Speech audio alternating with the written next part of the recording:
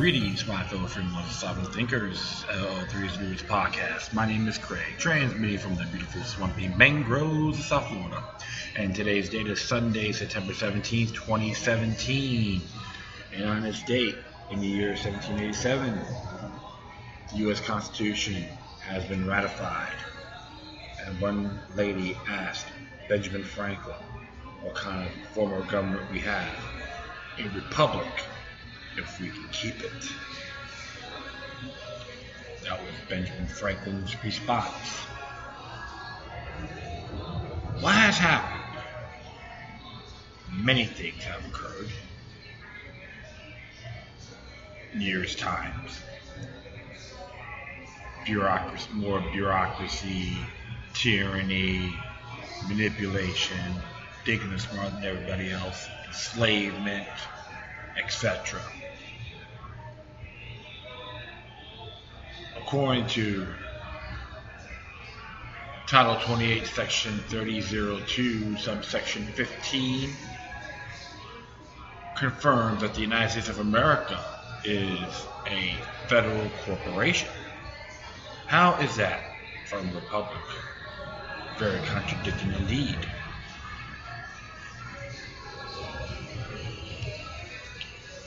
And of course, the money system. Congress has the power to regulate money under Article 1, Section 8.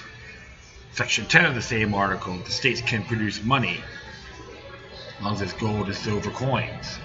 And even the United States government says the same thing, gold and silver coins. Now we got paper money, fiat, the Federal Reserve, another central bank. Illegal, null and void, felony offense, to be exact. But they say you can't, they're untouchable, unstoppable, above everybody. That is pure malarkey because a lot of the folks are in these offices, here's a train going by, have sold their behind, pulled down their pants, spread their buttocks wide open, and says, give it to me, baby, to the banksters.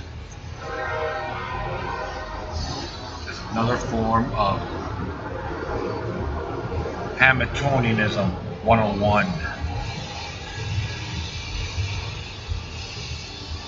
It is a beautiful day in Fort Lauderdale, along the New River. But one thing I just made that statement beforehand is this. Read it, study it, look at it thoroughly. This is before the Bill of Rights ever came in, the original Constitution, compared to the Reconstruction Act of 1871. While we have the U.S. Senate federalized, during that time the U.S. Senate were considered ambassadors of the state.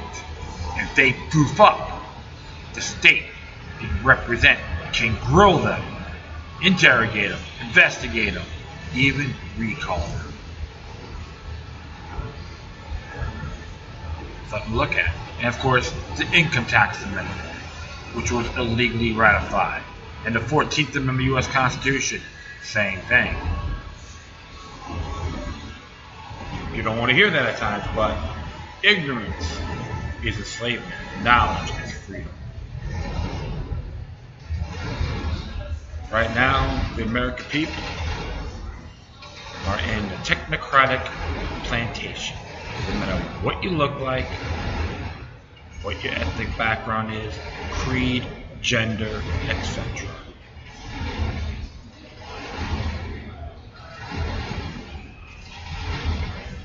Study it, because the past is today's greatest teacher. It is the U.S. Constitution. Just to let you folks know, the Bill of Rights was finally ratified in Virginia, December 15, 1791.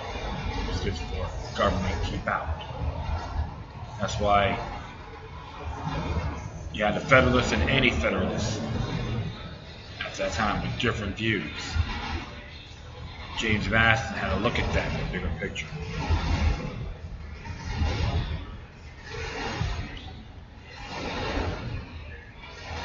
Alright, Well, as you folks know, I'm at CJ's Java Lounge, located at 400 Southwest First Avenue, Suite 1 along the beautiful New River of Fort Lauderdale, right off the southwest section of the Angus Avenue Bridge. Yes, folks here are a little bit more happy. Curfew has been lifted past a few days ago, and in many areas of the state of Florida still recuperating from Irma. Like man, the blessings in Texas and Louisiana were hard. Things that could be happening overnight. They all want to point their finger about privatization of SPL. Yeah, however, this is one group, members can use, what's that one, Glaze Electrics. Many people from other parts of the country coming down and trying to give people a hand. They left their families behind too, while they suffer from the heat as well. Many of these individuals who are installing the lines have no power either. So it's not just some rinky-dink battleground. So we have to always see things a lot more thorough than what it is. It's a human element. That's you have to look at it. I can guarantee you one thing: solar power generators are going to be the hot item on the hurricane supply preparation list. Mark my words on that. So don't get me wrong. Even FPS, Florida Power and Light, has a lot of controversies and criticism as well. But look at the rank and file, the workers trying to make things best they can. So instead of complaining, try to find solutions. As long as you know your craft. If you don't know the craft, learn it. Then you can talk. Then you can be more of a wiser person. So that's how I always gotta look at the world. At least it has cooled down a lot. Gotta admit that. It cooled down a lot, so I'm very happy about that. I'm gonna give my shot of coffee, get another one. Thank you, that's more like it. So I just decided to just browse through, see what's happening. And I just decided to talk on a few things, which I do find very intriguing. Jeff Sessions. Yeah, the pros and cons of that man. Really mind-boggling to be very exact. And this was an exclusive. And it's members-only content. So if you want to actually read it, subscribe to newsbuzz.com. I think it's like the fee is reasonable. But the truth of the matter is, you get a lot of good information, non-partisan, non-corporate, people's news site. I am a proud member of this group. It's about Edmonds, Fantastic, Kurt Nemo, Zero, Pale. All these folks are involved in this team. They're very open, and you'd be surprised where you can learn from these guys. Without the whole bickering, propaganda, and post-facto information. People love post-facto stuff. It's like, yeah, this is what's been happening, but they don't want you to know about the fine print. That's why now you got to thank the genuine alternative media for making waves. Yeah, I noticed too. I was watching one David Icke's video cast and talking about a newspaper article by the Daily Mail.uk on the conspiracy could never go away. I forgot the woman's name that wrote it, top of my head.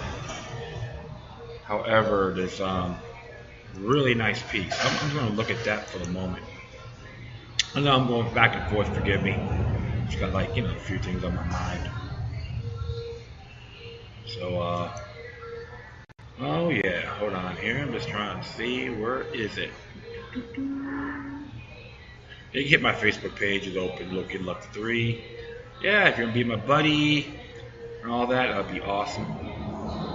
And before that, I did one massive cover-up of Orphanage Evil Exposed. BBC released that. That's very good. Yeah, 9/11 conspiracy theories persist 16 years after atrocity at Daily Mail.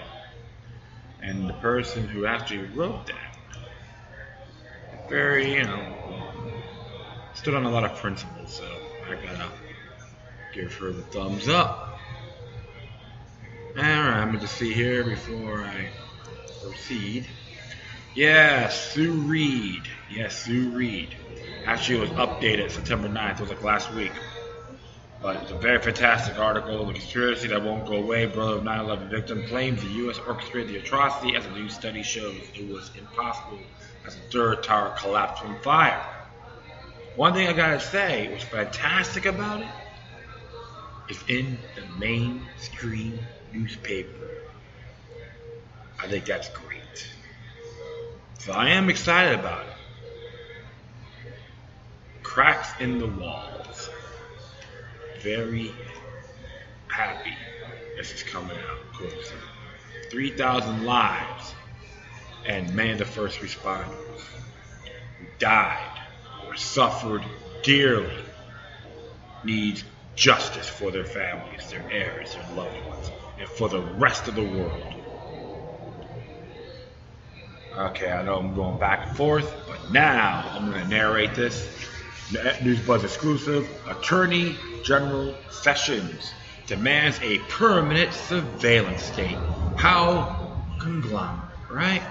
All right, as it reads here, President Trump's Attorney General Jeff Sessions and his Director of National Intelligence, Dan Coats, sent a letter on September 7th to the leaders of the House and Senate demanding Title VII of the Foreign Intelligence Surveillance Act, FISA, be permanent. Up yours, you old puss bag glam SOB, and take your sidekick with you, Sessions. The arch faces a sunset provision later this year. Under 7 Section 02, the government is allowed to circumvent the Fourth Amendment of the Constitution and obtain general warrants issued by the secret FISA court. Proceedings before the FISA court are ex parte. In other words, the government is the only party present and non-adversarial. According to Senators Ron Wyden and Mark, although the federal government relies on its legal secret interpretations to claim all encompassing surveillance powers, the secret court permits interception of electronic communications of identified targets anywhere in the United States. Moreover, there are no limits on how the government uses, retains, and decimates the information that it collects. This means the government can create huge databases that contain information about U.S. persons obtained without warrants, and then search these databases at a later point. The American Civil Liberty Union's note. Sessions and Coates argue the law is limited to the collection of vital information about international terrorists, cyber rights actors, individuals and entities engaging in the proliferation of weapons of mass destruction and other important foreign intelligence targets located outside the United States. In fact, the government has used the laws to surveil political activists in the United States, activists that have nothing to do with terrorism or weapons of mass destruction. Of course. So, hey, we're not Wally Cleaver or Wally Theodore Cleaver. You're not warded, Jeffrey boy. This includes Facial Gill, a longtime Republican Party operative and one-time candidate for public office who held a top secret security clearance and served in the Department of Homeland Security under President Bush.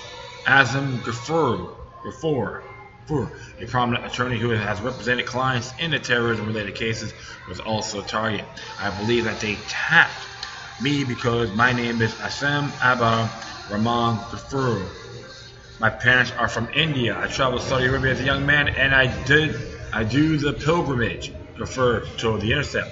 The National Security Agency also spied on a political activist in New Zealand with the cooperation of that country's intelligence service. The service centered on Tony Fullman, an activist who opposes the authoritarian ruler Frank Bainimarama in neighboring Fiji. The NSA used this PRISM software to intercept Fullman's Gmail and Facebook messages. The FBI obtained a FISA warrant to surveil former Donald Trump aide Carter Page last summer. This confirms all my suspicions about unjustified, politically motivated government surveillance, Page said. The FBI said Page was communicating with Russian officials during the 2016 election. The FBI also used a FISA warrant to spy on conversations between Trump National Security Advisor Michael Flynn and Russian Ambassador Sergei Kislyak. It is not mentioned if the two men were discussing weapons of mass destruction. The FBI and Homeland Security have routinely abused counterterrorism authorities. The Occupy movement, Black Lives Matter, the School of America Watch, and activists protesting the Keystone Pipeline have all fallen into the illegal surveillance according to the Freedom of Information Act request. In addition, FBI has targeted anti-war activists, Greenpeace, a Catholic workers group, vegans, and PETA, people for the ethical treatment of animals.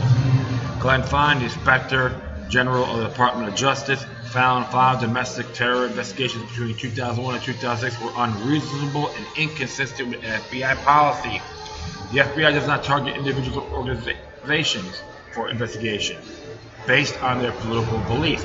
Everything we do is carefully regulated by federal law, Justice Department guidelines, and the FBI's own rules. John Miller, a spokesman for the Bureau, told the New York Times in 2005. In fact, the opposite is true. The FBI has served a political police force since its inception in 1908. It was later modeled after Hitler's Gestapo, writes Robert Galately. In 1938, an FBI representative accepted a Nazi invitation to review Hitler's authoritarian police apparatus. A newspaper report on the visit was headlined Germany Security Police as Model. The following review, the Nazi police had won the FBI seal's approval, Gatley explains. The FBI apparently approved the SA and Gestapo agents going door to door looking for trade union leaders, communists, socialists, and other opponents of the fascist regime. By the time the FBI visited Germany, virtually all of Hitler's enemies were either dead or imprisoned in concentration camps. But it is not merely the FBI. According to documents released by former NSA contractor Edward Snowden in 2013, the surveillance state encompasses a large number of federal agencies. In addition to the military and the FBI, there are secret police units in the Treasury Department, Drug Enforcement Agency, the Department of Energy, and others. In total, according to Snowden's documents, the fiscal 2013 black budget for 16 spy agencies was $52.6 billion. Suffice is to say, when and if a true history of the FBI is ever written, it will not only track the rise of the American police state, but will also chart the decline of freedom in America. How a nation that once abided by rule of law, sorry about that.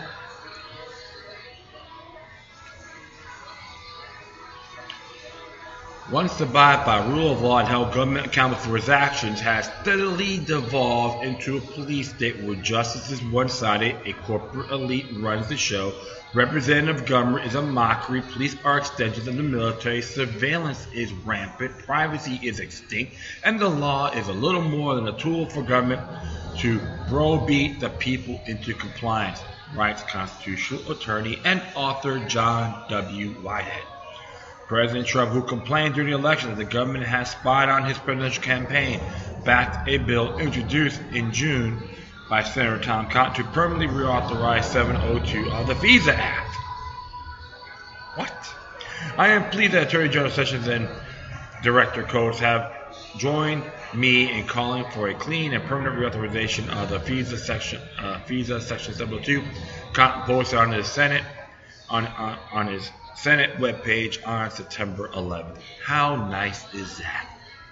And we all know Cotton is a tyrannical douchebag anyway that wants a bigger military industrial complex with his old Italy boyfriend, insane John McCain. I am pleased that hold on here. It's crucial to collecting the intelligence we need to keep our country safe, and it has all the necessary safeguards to protect America's privacy rights. Heck, I have a P9 microphone to give it to you too, Senator Cotton. My bill would extend the program indefinitely as requested by the Trump administration, and now it is a good time as any for the Senate to pass it. I can just take a dump and put it on your lap. Threat to our own nation won't end anytime soon, and neither should this vital tool.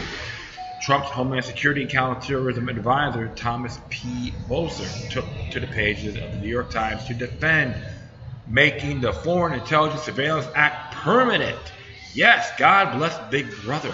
I will sell my rear end to a new world order. We cannot allow adversaries abroad to cloak themselves in legal protections we extend to Americans, and Section 702 is one of the most effective tools for identifying and preventing threats. Congress should do its part to make America safe again and leave politics of distraction for another day, he wrote on June 7th. Yes, sell your rear ends for security, and we will pat you in the head a bunch of little good boys and girls. In 2015, a report by the Justice Department admitted the FBI has yet to convict an actual terrorist under the Patriot Act. The agencies we interviewed did not identify any major case development that resulted from use of the records obtained in response to Section 215 orders. Inspector General Michael E. Horowitz said Section 2015 allows government data to phone companies, internet service providers, banks, and credit card companies. Since 9/11, the state has used the threat of terrorism as a pretext to build a high-tech police state and effect a panopticon.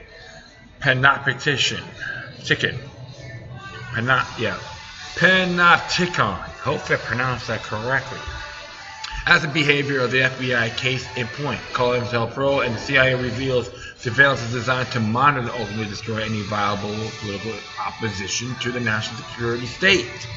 Personal privacy in sine qua non liberty no longer exists in the United States, former Congressman Ron Paul wrote a few months after 9/11. Ruthless and abusive use of all this information accumulated by the government is yet to come. The Patriot Act has given unbelievable power to listen, read, and monitor all our transactions without a search warrant being issued after affirmation of probable cause. Sneak and peek and blanket searches are now becoming more frequent every day. What have we allowed to happen to the Fourth Amendment? We have allowed, under a largely bogus threat of terrorism, the government is nullifying not only the Fourth Amendment, but much of the rest of the Constitution and the Bill of Rights. Such protections are under the authoritarian rule of the police state. A tightly controlled and largely ceremonial political process in America will invariably do the binding of the national security state. Jeff Sessions is an ideal selection to the head of Justice Department. As a senator, he opposed the U.S. Freedom Act, which would have ended government collection of data, and was an ardent supporter of NSA's bulk collection program under Section 215 of the Foreign Intelligence Surveillance Act, despite consistent evidence that the program never discovered or disrupt a terrorist plot, notes the Center for Democracy and Technology. During the campaign, Trump gave a preview of what's going on, what the ongoing destruction of the Bill of Rights will look like. Asked during a radio interview about his view on reauthorizing the Patriot Act, said, "We'll tend to err on the side of security, and I think reauthorization will be fine. As far as I'm concerned, that will be fine." Although political establishment rejected Trump as an unqualified outsider since the election, he has wasted little time continuing the national security state agenda. In addition of maintaining and expanding illegal wars and interventions, he believes the right of the people to be free of unreasonable search and seizures without probable cause is overshadowed by manufactured threat of terrorism. Gladio operative Vicentino Vincent Guerrera summarized the logic behind the police state in 2001 when he said fabricated enemies and violence must be used by the state to gain the support of a frightened public. Nazi Waffe commander Hermann Goring arrived at a similar conclusion when he said, voice or no voice, the people can always be bought to the bidding of the leaders. Think that is easy. All you have to do is tell them that are being attacked and announce the pacifists for lack of patriotism and exposing the country to danger. It works the same way in any country. It is fair to say it is a foregone conclusion reauthorization of FISA, Title VII, including Section 702 of the FISA Amendment Act, to be passed without amendment beyond removing the sunset provision by Congress. Jefferson Sessions is now leading the charge. My, oh my, oh my. Yeah, man.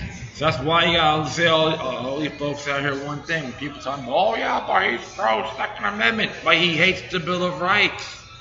That's right, Jeff Sessions is anti-Bill of Rights. If you deprive one, you bash them all. And this is what this Dumbo or Dwarf, it's like Dopey,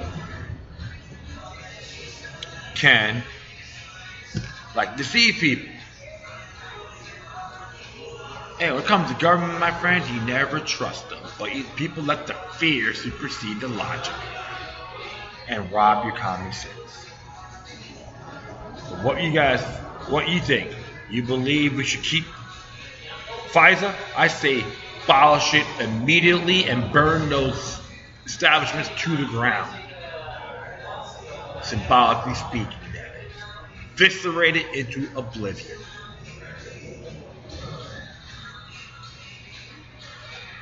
Like the late great Aaron Zellman said, from the founder of the Jews for the Preservation of Firearms Ownership, the only way to fight the war on terrorism is to defend and protect our U.S. Bill of Rights culture. For all these dumbos that are addressed here, that are tyrannical sympathizers, don't see it that way. They're bend over bobs trying to tell you how to think and wipe your behinds.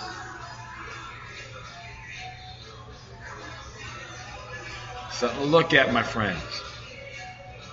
Yes, I can be real critical of folks in government, even under the Trump administration.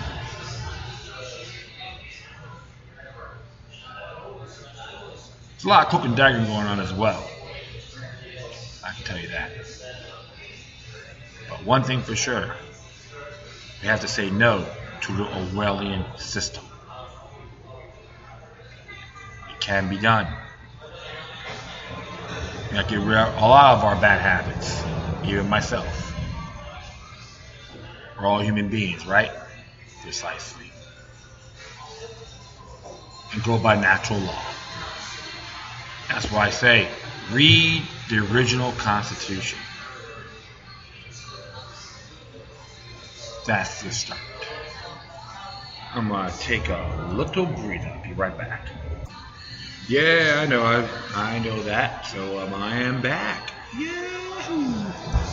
That was an interesting little article about Sessions. Hey, let's see what Fox News have to say about that, right? All right, now speaking of individuals here, I was going to look up another one. This is from the AmericanThinker.com. Let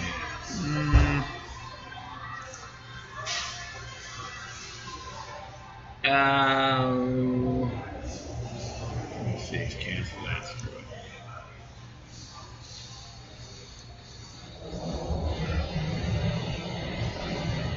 The AmericanThinker.com came out today.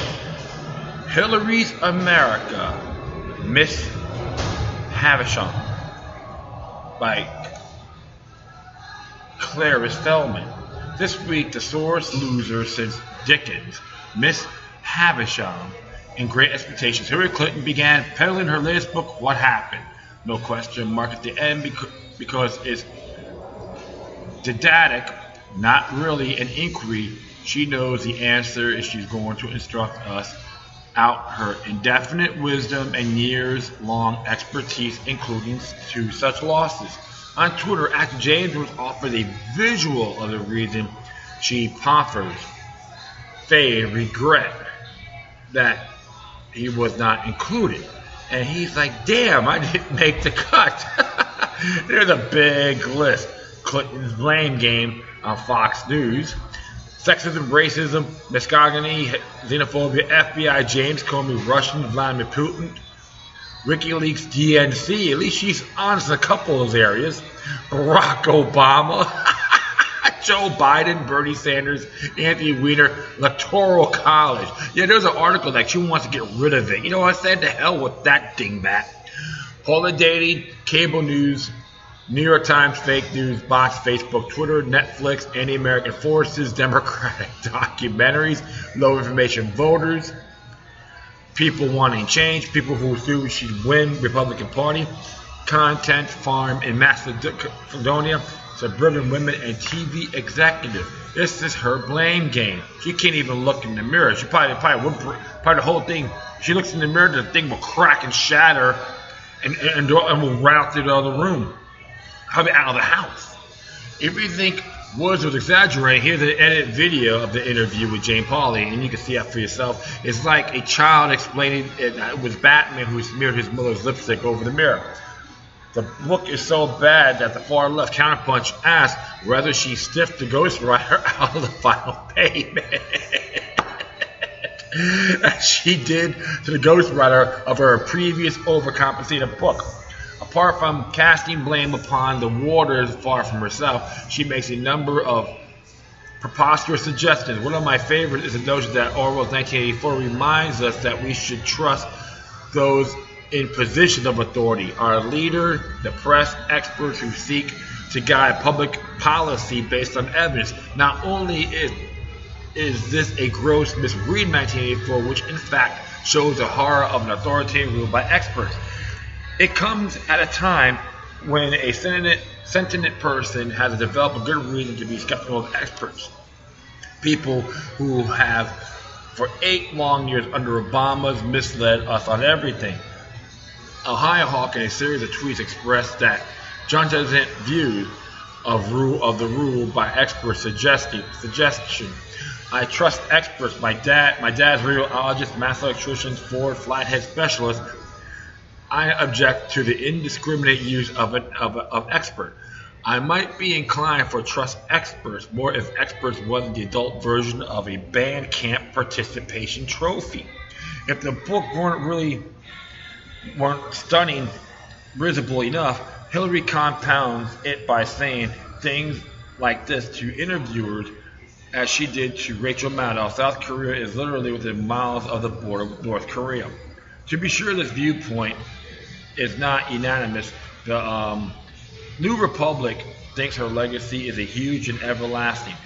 These dismissive judgments aren't just wrong, but betray a fundamentally flawed view of what's important in politics.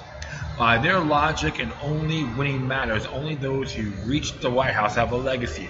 Some of the biggest political legacies have been left by losing presidential candidates. Snip, barriers are never broken at all at once, but as with the journey from Smith to Kennedy, they require the work of pioneers who failed to win, but a clear path nonetheless. Alright, so yeah, I'll keep on going here. Although an outlandish few Americans seem, per a recent poll, to understand much about the Constitution, I think it still affords the right to even this nonconformist view. More than 1 in 3 people, 37%, could not name a single right protected by the First Amendment of the First Amendment. The First Amendment, free speech, right to peacefully assemble, is all that. I'll keep on going here. Only 1 in 4, 26, can name all 3 branches of the government. Only 2011, 38 could name all 3 branches of the government. 1 in 3, 33%, can't name any branch of government. None, not even one. Majority, 53%, believe the Constitution affords undocumented immigrants no rights. However, everyone in the U.S. is entitled to due process of law and the right to make their case before the court at least. And the First Amendment protects the rights of free speech, free exercise of religion, freedom of the press, and the right of people to assemble if you are case wondering. And of course, okay, you should add this: right to petition the government for redress of grievances. Okay, just add that to it. Ironically, the author who tuts about American ignorance about the Constitution and its protections reveals his own limited knowledge of it. Facebook friend Tom Geltrup explained, the title is wrong. America don't know literally nothing, but too few know the basics. Nevertheless, Chris Cecilia does a fine job of reviewing the disheartening level of ignorance among the general public, then speaks in his own personal grudge in the last paragraph. Donald Trump is a shining example of civic ignorance. Why not Hillary, Bernie, or dozens of other candidates? Many pundits are worse. Citizens United has been misrepresented or lied about continuously since the decision was made. Bernie and Hillary both campaigned on promises to appoint judges who would reverse it.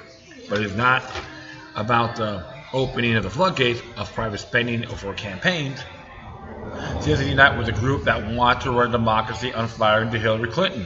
The Federal Elections Commission sued to stop the films showing on the grounds that it was illegitimate campaign spending. The Supreme Court ruled in the FCC was trying to suppress legitimate political speech. In essence, the court said it's legal to say the king is a fink. If Citizens United has gone the other way, or if Hillary has been elected, we'd be on the brink of criminalizing the statement. The queen is a fink. If Trump was really a fascist and his haters insist, Captain Griffin, Johnny Depp, and a host of other loudmouth celebrities would have to disappear by now. Antifa would be holed up in a cave somewhere. If the standard banning the king is a fink applied to Trump, either news organization would be out of business. CNN in particular puts out little but hate speech nowadays. Imagine if the tables were turned and Al Gore's inconvenient truth had been interpreted as campaign material and suppressed by the FEC.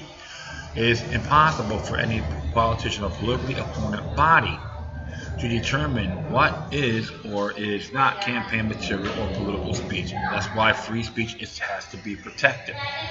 Never in my wildest dreams I would recommend jailing Keith Olbermann, even though I think he's nuts, or suing Al Gore, even though I feel he is dishonest and a menace to a rational thought. That is right, but we should discuss these issues in the plain light of day without police looming over us. I agree. And I'm a guy I can't stand Al Gore for almost, I would say, long time. Very long time. I would say 32 years. Okay, with all sincerity, 32 years. That's a pretty long time, you know. Hey, I was the one that was like I said, I blasted him at Boca Meisner Park. We talked about climate change. You know what? And what's great about it. I made people laugh, including the police, because I ridiculed them in a family-oriented manner. Even as she continues to make herself the object of derision, facts hidden before the election bring to light her corruption. This week, Judicial Watch finally obtained more of the emails Hillary tried to hide from exposure. The emails show what happened was that Hillary and Huma Abedin obviously violated laws about handling the classified information and turned the State Department into a pay-for-play tool for the corrupt Clinton Foundation. Judicial Watch President Tom Fitton, in a swipe at Clinton's newly released campaign memo of what happened, clear and mounting evidence, play for pay, and mishandling of classified information warrant a serious criminal investigation by an independent Trump Justice Department. Full details, the specifics, but there it is. As Ronco's on-air salesman used to say, more evidence of the DNC's former head, Debbie Wasserman Schultz, IT scandal involving the Awan brothers keeps trickling out, and it seems clear that Hillary and her aide, Huma Abedin, were not the only Democrats heedless of the need to secure classified information. What is more concerning, say House officials who spoke to Kirka, is that Erman Awan, who was allegedly transferring files, including documents and emails of House Democrats to a secret server connected to the less secure House Democratic Caucus. The organization was chaired by Representative Xavier Becerra, who left Congress in January after being sworn as Attorney General of California. SNP officials now take asking the question of why the computer was left, but the answers remain evasive. There is no reason to accommodate all members' data on the one server and the one that was apparently hidden. And the senior House officials, why didn't Xavier Becerra know this? Because it happened on his watch. Each member had their own server to protect against this, and Awan intentionally tried to hide what he had done from investigators. Becerra's office did not return phone calls for comment. The House official told Circa that Awan was also allegedly uploading terabits of information to Dropbox, so he was possibly able to access information even after he was banned from the network. Officials said there is a need for a full congressional investigation on the matter. I think this may lead to information as who were really access to the DNC server. Everybody talks about Russia, but look at the access. Awan had and potentially those emails could have been sold, the House official added. Police informed Becerra that the server was the subject of an investigation and requested a copy of it. Authorities considered the false image they received to be interference in a criminal investigation, the senior official said. Of course, Hillary, Abedin, Becerra, and Schultz are just a few players in the large cast of what happened to us, which includes Barack Obama and Susan Rice. Daniel Greenfield reports when Obama Inc. spied on members of Congress to protect his Iran nuke sellout. It packaged the story to the Wall Street Journal under the headline "U.S. Spy Net on Israel Snares Congress."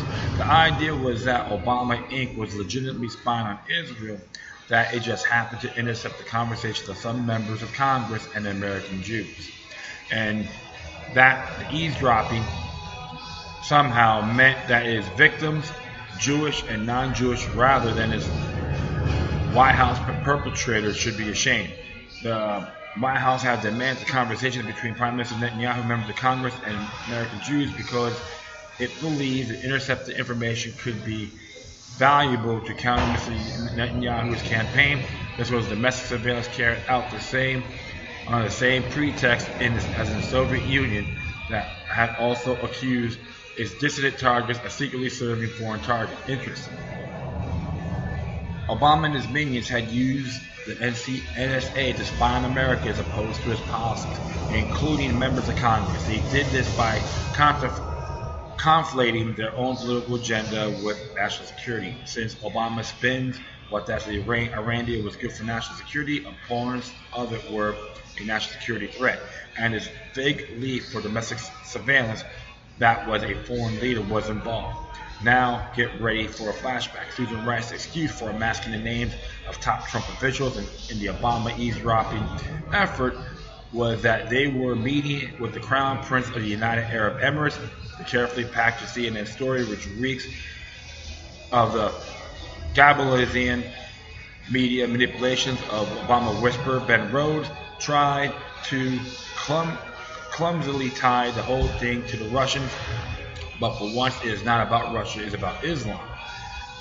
The UAE has become the best known for being the first regional Muslim oil state to turn against the Muslim Brotherhood and the entire Arab Spring enterprise. It helped mobilize the opposition of the Corporatism agenda.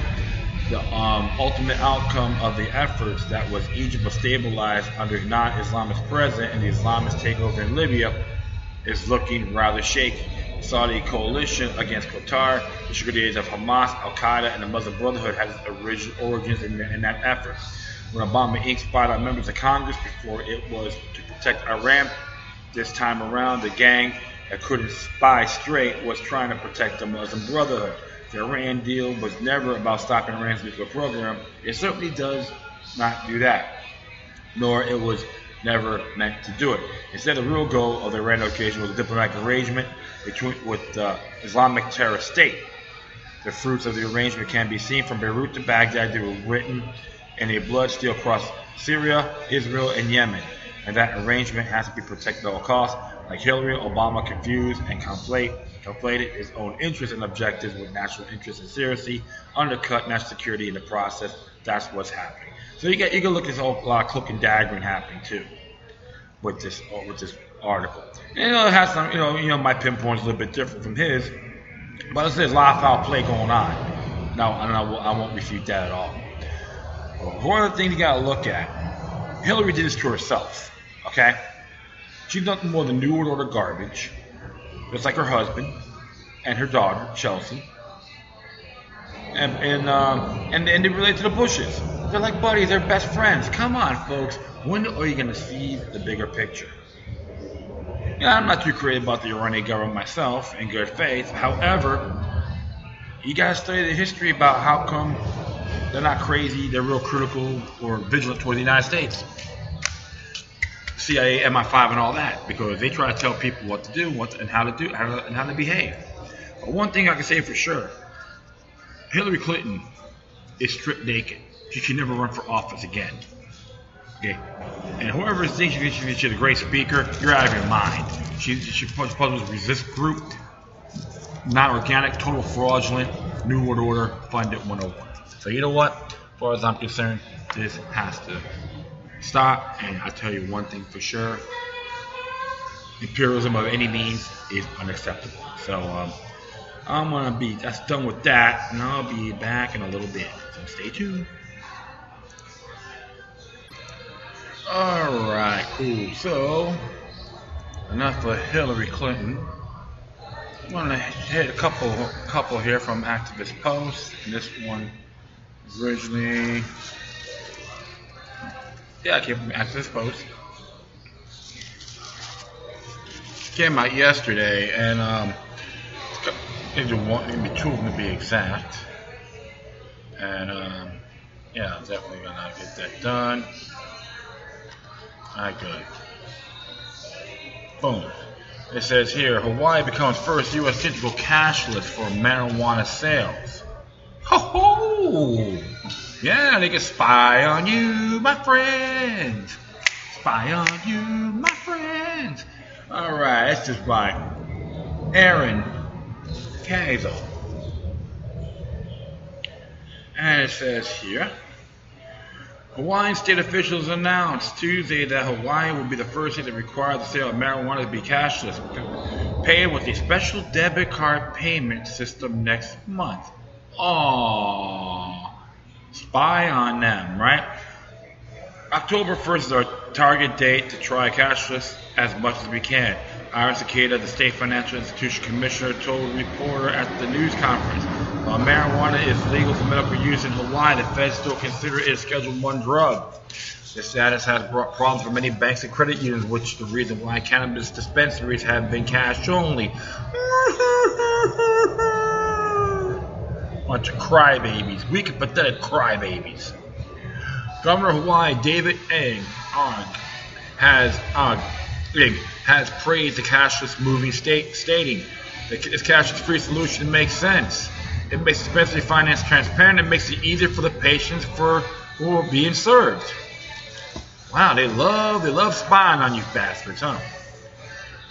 Instead of cash, customers will have to download and install CanPay, a mobile app that processes payments for medical marijuana shops using a Colorado-based credit union, Safe Harbor Private Banking. The app is already an option for marijuana transactions in 6 states, including California and Colorado. You can download on your smartphone. It will link up to a checking account, and you will get a QR code. With that code, you'll be able to use it at a dispensary, Akeda said. Now, the battle begins with credit card processing companies like Visa and MasterCard who say they won't allow the cards to be used to buy cannabis or marijuana-related products. Dispensaries should consider instead, since they are already using QR code and digital assets using wallet that can be only taken from a private wallet password. So the funds will be safe from potential robbers and from the government seizing assets. Hawaii was among the first states to legalize medical marijuana in 2000, but the state didn't grant licenses to dispensaries until last year.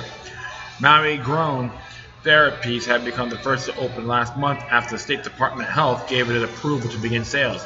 There's an increased uncertainty over how the Trump administration will react to this. Governor Jeff Sessions has continually said he wants to crack down on illegal marijuana industries and that this plant causes violence. He got, like I said, hey, Dinkleberry, stop watching Reefer Madness. And 2, read, once again, I'll go super slow for you, Jeffrey, and not in the Trump administration, Federalist Papers number 46 by James Madison. Hopefully you clowns can comprehend that. And this is really funny because I see a bunch of doublespeak on this, because the fact is, my friends, what they're doing is absolutely wrong, even on the state level. Okay, based on the Hawaii Constitution, I'm gonna look it up right here and right now. It'll be under Ballotpedia, to be sincere. And I just had to ring this out immediately. And they have Article 1 called the Bill of Rights. And let's just read this. Rights of individuals, Article 1, Section 2. So, it says here, all persons are free by nature and are equally in the inherited and inalienable rights. Among these rights are the enjoyment of life, liberty, the pursuit of happiness, and the crime of possessing the property. These rights cannot endure unless the people recognize the corresponding obligations and responsibilities. So, they don't want you to pay cash. They want to make it easier to access how much money you're actually spending. Okay, so this is, I consider, right of privacy. The right of people's privacy is recognized and shall not be infringed without the showing of compelling state interest, lest they shall take firm steps to implement this right. That's Section 6. Of course, says the same thing of invasion of privacy. And 8. A rights to citizens. No citizen shall be disenfranchised or deprived of any rights or privilege secured to other citizens unless by the law of the land. We can just go down. I'm just looking at all this down here.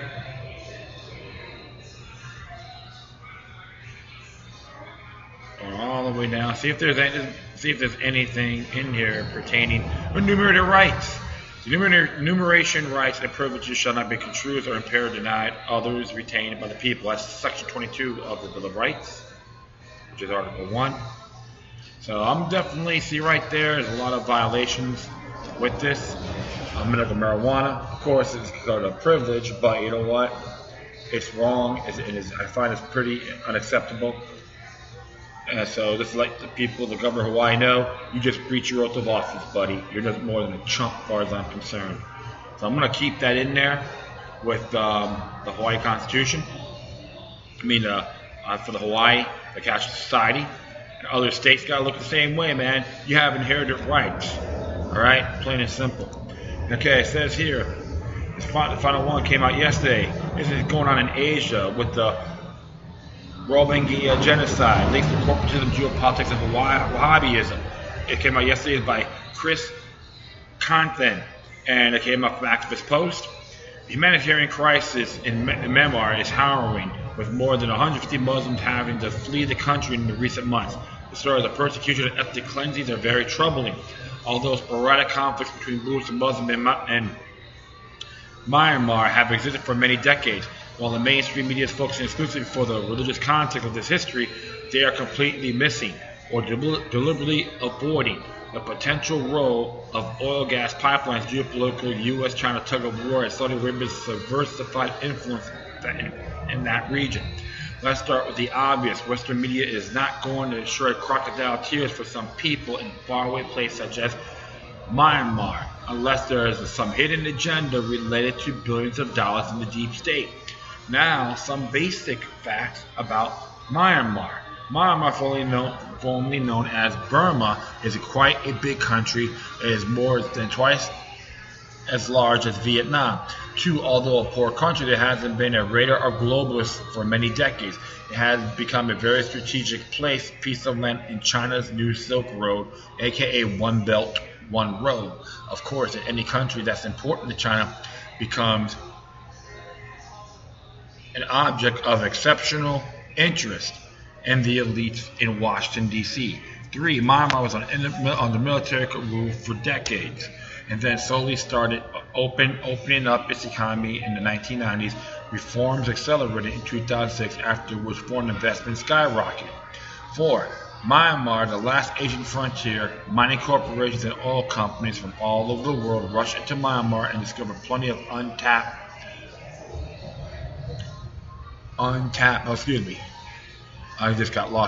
natural resources. Myanmar's GDP quadrupled in the last 10 years thanks to revenues from natural gas, tin, forestry, rubber, gold, precious metals, jade, and more. Unfortunately, all these operations also result in ruthless exploitation of laborers, destruction of the environment, and mass eviction of people from their lands. 5. Rohingya Muslims are primarily concentrated in the state on the west coast of Myanmar. It is not to be coincide that the state is adjacent to Bangladesh,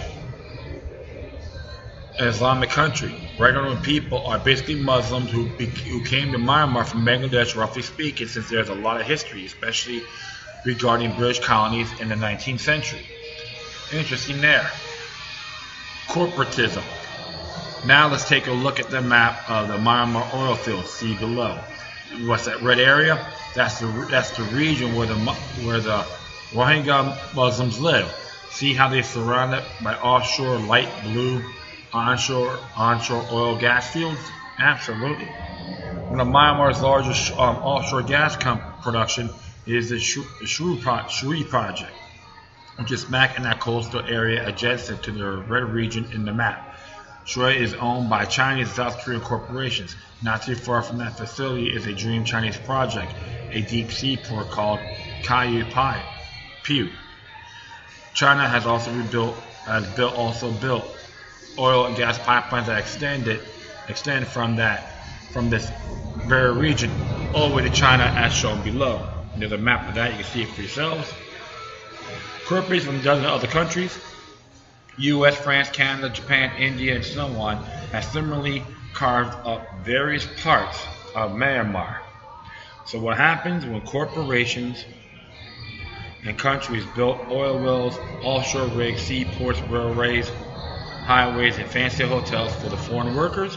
Well, the native poor people have to be evacuated. This happens all over the world and often creates political, financial, and legal nightmares for the corporations. Many people may refuse to leave, especially farmers and fishermen whose livelihood depends on the land and sea. Second, corporations have to pay people who are willing to be relocated. Say for example, Myanmar law says corporations have to pay $1,000 per person. For 100,000 people, that comes to $100 million. Now, rather than paying these people or trying to deal with those refusing to leave, what if the corporation could pay $1 million to some shady characters to drive those 100,000 people out of the area? That's the way the corporations can save money, stay above the fray, and avoid any PR disaster. Geopolitics. China has two goals in a vis-a-vis the Myanmar pipelines and deep sea ports. The first is obvious: import natural gas from Myanmar. The second goal is a little more complex. It's about A. Creating a shorter route for oil tankers and cargo ships in the Middle East and beyond, which can drop off the merchandise in Myanmar rather than having to go all the way around Southeast Asia. This saves 2,000 miles or 2 weeks of travels. B. The second reason is that China wants to lessen its dependence on the sea lanes in the South China Sea, and especially the path through the narrow Strait of Malacca, which can be quickly blocked if there is a conflict of war. And yes, that hypothetical conflict would involve the U.S. Wherever China's Silk Road goes, the U.S. is going to follow it, and Myanmar is no exception. For example, WikiLeaks emails expose how the CIA funded grassroots organizations in Myanmar to disrupt a Chinese plan for a dam. Naughty as usual, Edward Snowden also revealed how the NSA uses The U.S. Embassy in Myanmar as a spy center to snoop on all countries in that region. The fundamental goal of the U.S. is to pull Myanmar away from the China's sphere of influence, and that can't be accomplished. Then chaos will be manufactured, organized chaos. What else is the CIA's tool bag to destabilize a country? Islamic extremism and various avatars of the Mujahideen project. We have seen that in Syria and also recently in the Philippines, which brings us to the puppet master, Saudi Arabia. Saudi Wahhabism. Saudi Arabia's biggest exports are oil and Wahhabism. One of the Asian victims of Saudi Wahhabism is Bangladesh, which has turned extremist in the recent years. Many progressive and secular bloggers and writers have been murdered in the last few years. ISIS and other Islamic terrorist groups, ABT, GMB, have targeted foreigners. For example, 3 Americans were hacked to death last year, and extremists have demolished many churches and Buddhist temples. As Bangladesh gets radicalized, so do Rohingya Muslims who just live across the border. Rohingya separatist militant terrorist groups demand an Islamic state and have killed Myanmar soldiers, burnt down Buddhist temples, murdered Buddhists, etc. The leader of a powerful Rohingya terrorist group is a guy named Ataullah, and he's based out of Saudi Arabia. You see the patterns here now? Others regular leaders and insurgents are being trained by prominent terrorist groups in Pakistan and Bangladesh. It is also possible that poor and illiterate people are being used as weapons of mass immigration. 34 million people in Bangladesh earn less than $2 a day, and some of them being deliberately sent to areas of Myanmar where Chinese infrastructure projects are happening. There's a photo of that too. It used to be a moderate Islamic country, exactly, because they used to be like, if I read their constitution, they're Islamic and they have English common law too, so they're like semi-secular, right? That's the way I can address that. Conclusion: fake news, corporate media use atrocity propaganda to sell sensational stories, and politicians use false outrage to bully Myanmar's leaders. What we need instead is a serious investigative journalism that exposes the multitude of players and their countless actions that are creating needless crisis in Myanmar and colossal suffering for the Rohingya people. And he's absolutely correct. It's just really just boggles the mind, my friend. This thing here is just a lot of hatred, brainwashing, mind control 101. It's been going on for millenniums.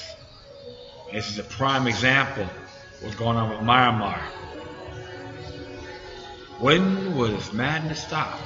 People in that area, I know I have some listeners in Bangladesh, they're saying a lot of in South Central Asia area were telling me a lot of critical thinking is really scarce. People got to start enlightening themselves and let action conquer fear. And what happened to the Rohingya Muslims is dead wrong. None of these individuals need to be slaughtered. So this is one thing I really gets my goat. Like I said, my friends, it's happening worldwide. And individuals can make a difference. And that is it. I know we took there for a little bit. I'd like to thank everyone for listening. Plus, feel free to download and share us throughout your social media networks. If you have any questions, comments, or send me something that's interesting you want to check out, whatever you do, please address your correspondence with decorum. You can hit me on Facebook, Twitter, Google+, Spreaker, iHeartRadio, Tumblr, YouTube, Freedoms Network, scene.lifeminds.com, futurenet.club, patreon.com/LookYLook3 with 3 eyes if you want to be my patron or donor or contributor, etc. Furthermore, you can email me at lookylook3@gmail.com or encrypted files, lookylook03@protonmail.com. Okay, my friends, that's all. A little bit over an hour. Hopefully I didn't bore you guys to death, but it's okay. So once again, thank you for your time. Plus, always remember that the demoniac resistance is helped to soul and can liberate humanity. Until next time, take care of yourselves. Keep on spreading love, and may your guardian spirits be with you.